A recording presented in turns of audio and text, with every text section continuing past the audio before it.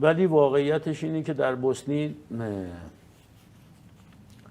بر قلب اروپا اتفاقاتی افتاد که حضور ما و به تبع ما القاعده که اومد، ما هم یه مدت با خود القاعده‌ای ها در بوسنی و هرزگوین که استیل ما رو گرفته بودن، از سربند و پرچم گرفته، گردان فلان گردان فلان، اینها اونجا یه اتفاق جدیدی رقم خورد.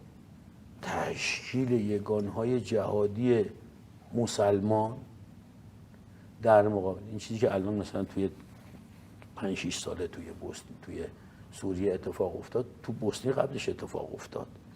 یعنی هر کس که ترک بود، بچهای حزب اللهی بودن که ارادت به امام داشتن، نه ترکیه اومدن. اونی که تو فرانسه بود اومد، آلمان بود اومد، اون توی تونسیه پاشد اومد، نمیدونم.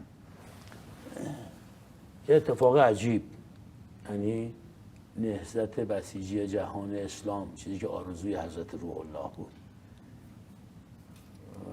هسته های مقاومت شکل گرفت.